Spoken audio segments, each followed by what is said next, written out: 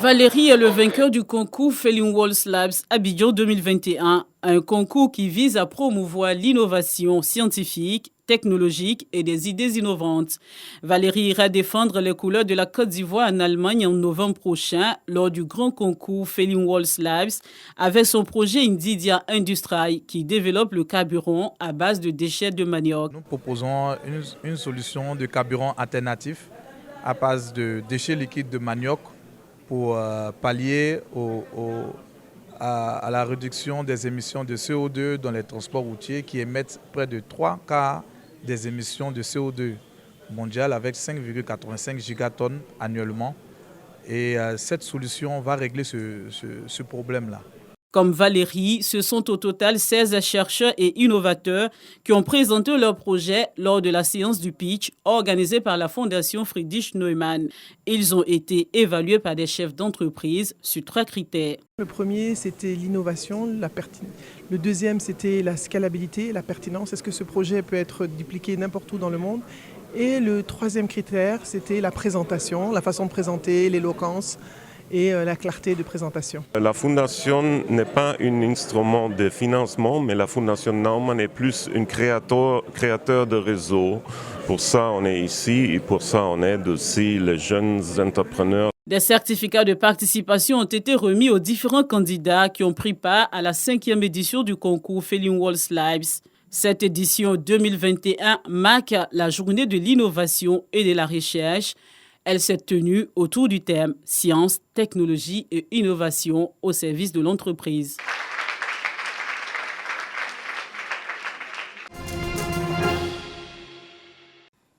Aider les familles défavorisées à faire face à la rentrée scolaire 2021-2022, une mission que l'association Solidarité et Protection de la Belle Cité SPBC s'est assignée.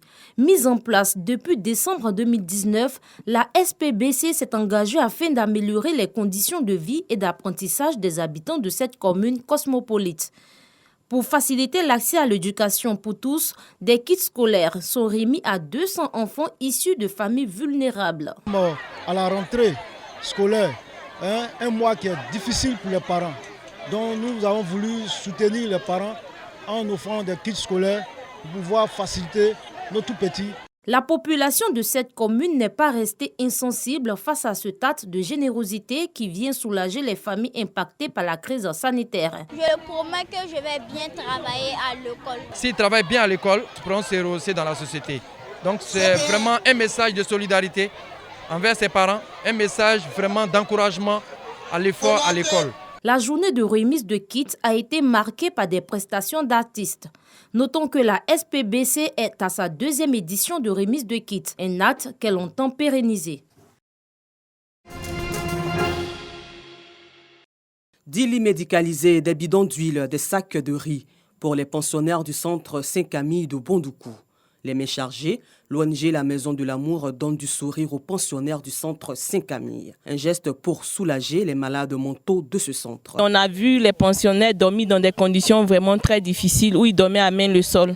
Donc ça nous a vraiment écœurés, touchés parce que ce sont des personnes comme nous, des êtres humains comme nous. Donner, c'est toute la vie et c'est aimer aussi son prochain. La responsable du centre Saint-Camille et les autorités administratives encouragent cette initiative de l'ONG La Maison d'Amour. L'ONG Maison de l'Amour s'inscrit dans l'immense collier de perles qui servent à faire vivre les centres Saint-Camille. Merci beaucoup. Saluer la présidente de l'ONG La Maison de l'Amour et toute son équipe pour ce don fait à l'endroit des pensionnaires de ce centre. Que le Seigneur vous bénisse. Comme le dit le slogan de cette ONG, donner du sourire et de l'amour aux personnes défavorisées, la Maison d'Amour a fait des heureux à la prison civile de Bondoukou. 600 repas chauds ont été offerts aux pensionnaires. Ces dons sont d'une valeur de plus de 3 millions de francs CFA, selon les responsables. Le ministre François-Albert Amicha et sa délégation ont entamé cette visite par le terrain d'entraînement. Et c'est l'Institut national polytechnique Félix Houphouët-Boigny, centre qui a accueilli le COCAN 2023. Le ministre Amicha a pu constater que de nouveaux vestiaires avaient été construits et la tribune rénovée. À l'INPHB Sud, le planting du gazon est fait sur l'aire de jeu qui attend d'être damé. La tribune et les vestiaires rénovés. Au stade annexe, les vestiaires ont pris forme et les ouvriers préparent le terrain à recevoir les premières semences de gazon. Un hors-d'œuvre après lequel le ministre Amicha s'est rendu dans le stade de compétition, une arène de 20 000 places en phase de finition. Le gros œuvre est achevé, mais beaucoup reste à faire, comme cela a été constaté lors de cette visite. Le studio télé et la salle de conférence ont besoin de quelques réaménagements. Les gradins et la piste d'athlétisme sont achevés. La pelouse laisse encore à désirer, même si elle n'est pas encore totalement prête pour la compétition. Mais l'enceinte majestueuse, dans son ensemble, a besoin de quelques réglages pour être aux normes internationales. Nous avons fait un certain nombre d'observations aux différents responsables de Sogea Satom, du Bénet qui supervise, et nous espérons que cela sera pris en compte, aussi bien au niveau des flux, aussi bien au niveau de la salle de conférence, aussi bien au niveau des tribunes, qu'aussi bien sur le terrain lui-même. Les structures sanitaires ont été aussi visitées par le président du COCAN 2023, et c'est l'hôpital catholique Saint-Joseph-Moscati, une structure qui présente un plateau technique intéressant avec ses 3 blocs opératoires, un service de cardiologie et un autre de réanimation. Au CHR de Yamoussoukro, Dr Assier Kofi Justine a fait le point de la situation au président du COCAN. Les réceptifs hôteliers, comme l'hôtel président, les résidences La Croisière, le Royal Suite ou l'hôtel des parlementaires, ont ensuite été visités par la délégation du COCAN.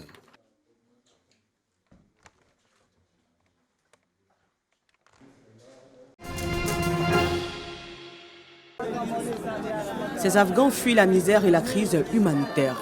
Ils tentent de passer au Pakistan, mais beaucoup sont refoulés. Seuls les habitants de la région sont autorisés à franchir la frontière. Chaque jour,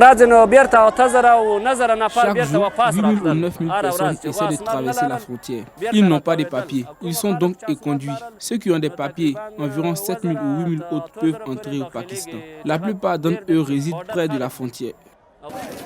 Le régime taliban exhorte donc la population à rester pour rebâtir le pays.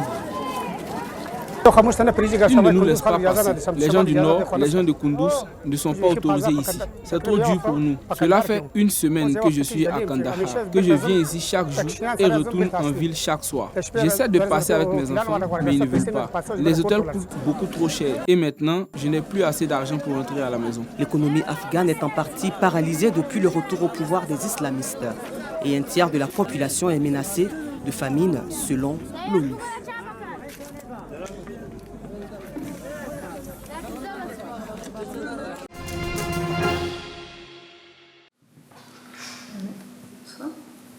Iris Ferreira est une pionnière. Elle est la première femme ordonnée rabbin en France. Sa particularité, avoir reçu l'autorité rabbinique à Paris quand ses homologues avaient été jusque-là ordonnés à l'étranger.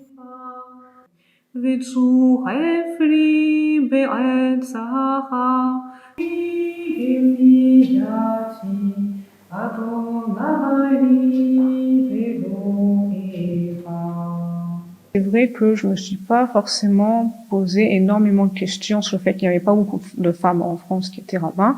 Je savais qu'il y en avait. D'ailleurs, j'étais à Paris, donc quand j'habitais à Paris dans la communauté du rabbin Pauline Beb, qui a été la toute première femme rabbin en France. Donc, dans mon expérience de la vie quotidienne du judaïsme, c'était quelque chose qui était tout à fait possible et envisageable. Après, il est certain que dans des pans plus conservateurs du monde juif, ça peut être plus difficile et plus problématique. Sa décision de devenir rabbin a justement mûri auprès de Pauline Bébé. Elle a longtemps été la seule femme rabbin de France. Alors, je pense que c'était avant tout le fait que j'aimais beaucoup la liturgie, j'aimais beaucoup l'étude des textes, j'avais envie de vivre au plus près de la communauté aussi, j'aimais beaucoup tous les aspects de la vie communautaire juive, etc. Et du coup, le désir d'être rabbin est venu de là, je pense. La jeune femme espère que son ordination ouvrira la voie à d'autres femmes en France. J'ai l'impression que ça s'inscrit dans un mouvement plus global d'un développement du judaïsme donc libéral et de l'adhésion des femmes au rabbinat. Dans tout un mouvement qui dépasse, on va dire, une histoire personnelle. Si aux États-Unis, les femmes rabbins se comptent par centaines, elles ne sont que quelques dizaines en Europe.